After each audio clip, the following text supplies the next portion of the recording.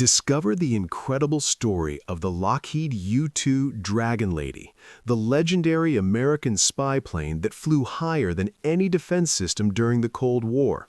From secret missions over the Soviet Union to its lasting role in modern intelligence, this documentary explores how U.S. engineering, courage, and innovation helped shape global history without firing a single shot.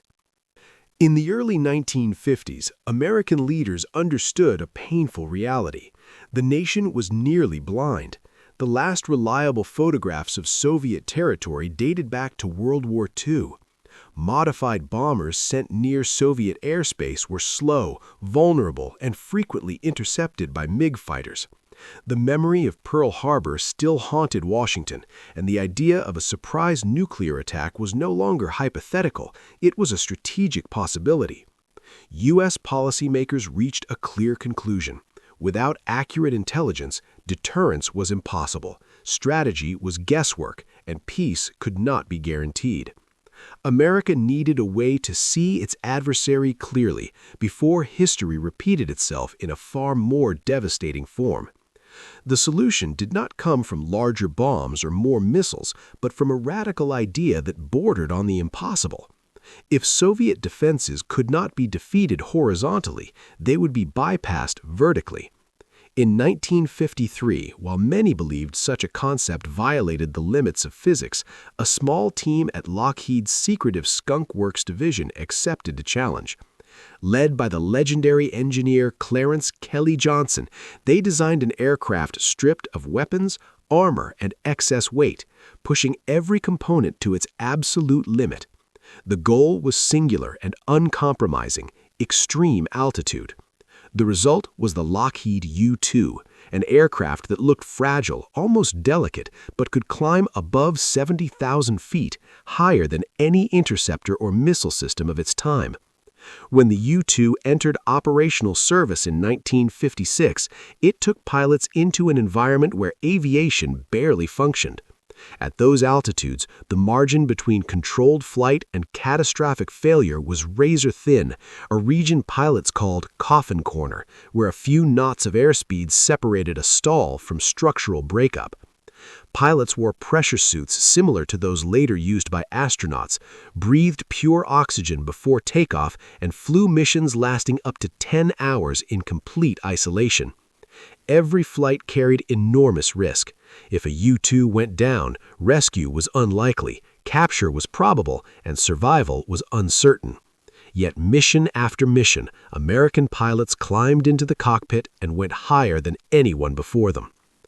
In between 1956 and 1962, the U-2 achieved something unprecedented in the history of warfare. It flew over the Soviet Union, China, Vietnam, and Cuba, photographing missile sites, nuclear facilities, air bases, and industrial complexes deep inside denied territory. These images were not merely intelligence reports, they reshaped global strategy. The U-2 revealed that the feared Soviet missile gap was largely a myth. It provided American presidents with hard evidence instead of speculation, allowing measured decisions in moments when the world stood on the edge of nuclear annihilation. For the first time, peace was supported not by assumption, but by verified fact. The aircraft's success was so complete that it seemed untouchable until May 1, 1960, when a Soviet surface-to-air missile finally struck a U-2 over hostile territory. The pilot, CIA operative Gary Powers, survived and was captured, exposing a program that officially did not exist. 2 years later, during the Cuban Missile Crisis, another U-2 was shot down, killing Major Rudolph Anderson, Jr. The world came closer to nuclear war than at any other point in human history. Yet by then, the U-2 had already fulfilled its most critical mission. It had given the United States clarity in the most dangerous standoff the world had ever known. As decades passed and the Cold War faded, many assumed the U-2 would retire into history. Instead, it evolved. The aircraft was upgraded with new engines, advanced sensors, and modern electronics. It flew missions over Afghanistan and Iraq, supported NATO operations, and even served the National Aeronautics and Space Administration, conducting high-altitude atmospheric research and calibrating space-based instruments. Very few aircraft in American history have demonstrated such longevity, adaptivity, and continued strategic relevance. Today, more than half a century after its first flight, the Lockheed U-2 still operates in silence, flying higher than almost anything else in the sky. It stands as a reminder of a time when American ingenuity, courage, and determination helped prevent a war that could have ended civilization itself.